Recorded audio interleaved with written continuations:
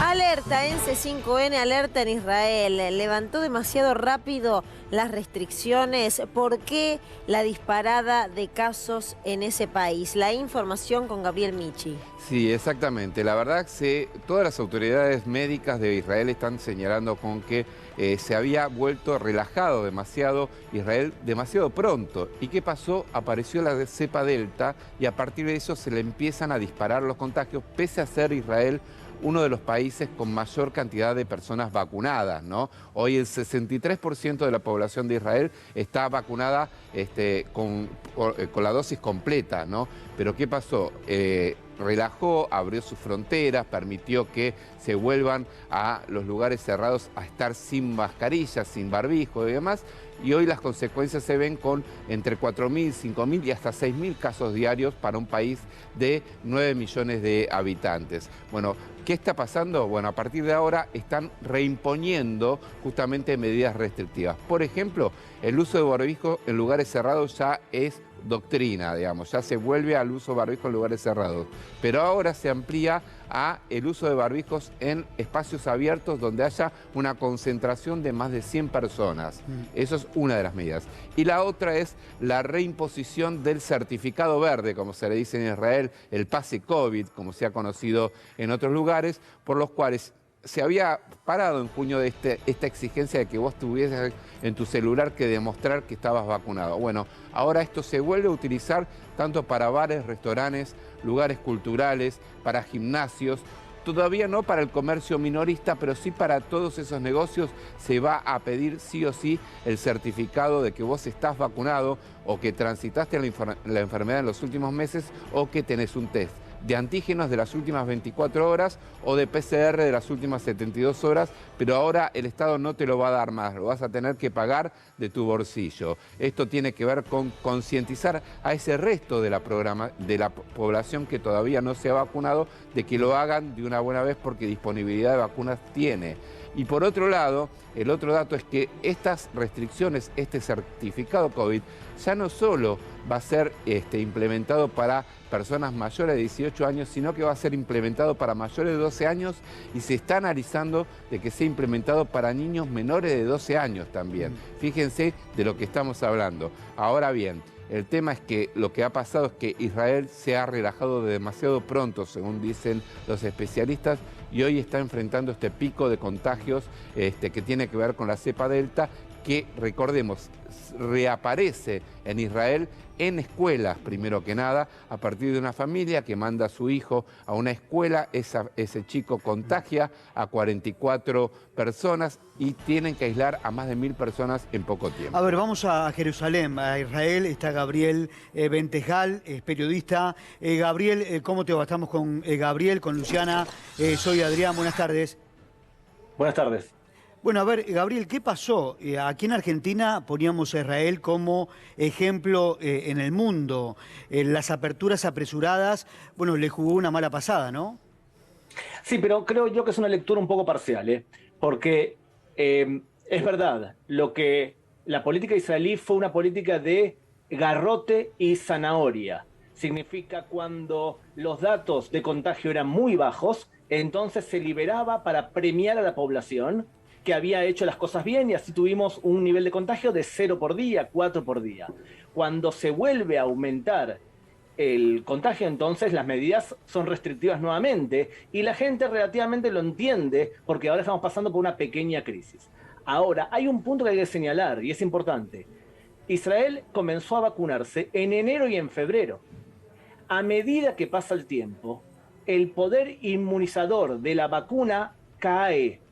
Y por eso mismo es que tenemos un aumento de contagio. Tenemos dos problemas en ese sentido. Uno, que es digno para realmente señalar en relación a otros países. Va a llegar un momento que después de que tengas una cantidad de personas vacunadas en tu país, te des cuenta que X% de la población no quiere vacunarse. En el caso de Israel, 1.000.009 decidieron que no querían vacunarse. Y eso que Israel tiene una predisposición positiva, más positiva que los europeos a vacunarse. Y lo segundo es que después de un tiempo de vacunarte, por lo visto, la capacidad de protección se reduce y es por eso que han comenzado a vacunar a personas mayores de 60 años con una tercera dosis. y después de Israel lo mismo anunció Gran Bretaña y Alemania.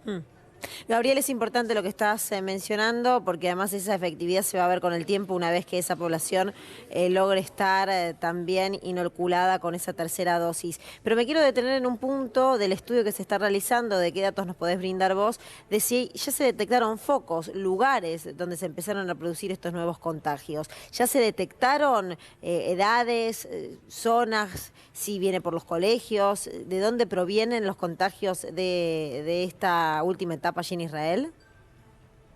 El primer punto es personas no vacunadas. Son las que llegan a nivel grave de forma más contundente. Después, personas que se han vacunado con las 2 dosis resisten muchísimo mejor, como ustedes han dicho durante todo el programa. Y por otro lado, personas mayores son las más afectadas y una minoría dentro de Israel, que son los árabes en Israel, el 20% de la población, que tiene una tendencia a vacunarse menos.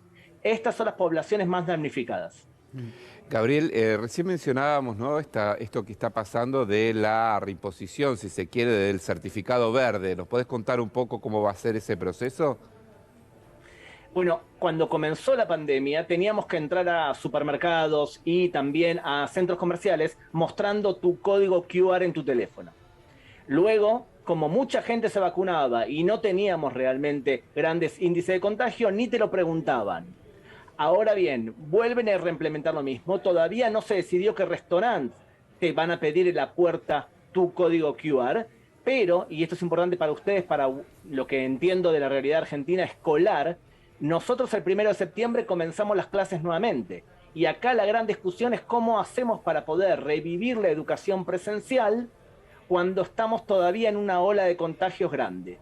Uno de los planteamientos que se hace es vacunar a los chicos en los colegios. Y otro es hacerle una prueba serológica antes para saber qué niños tienen más protección o menos protección y de alguna forma intentar que solamente chicos infectados queden aislados durante un tiempo determinado y proteger la continuidad presencial de las clases.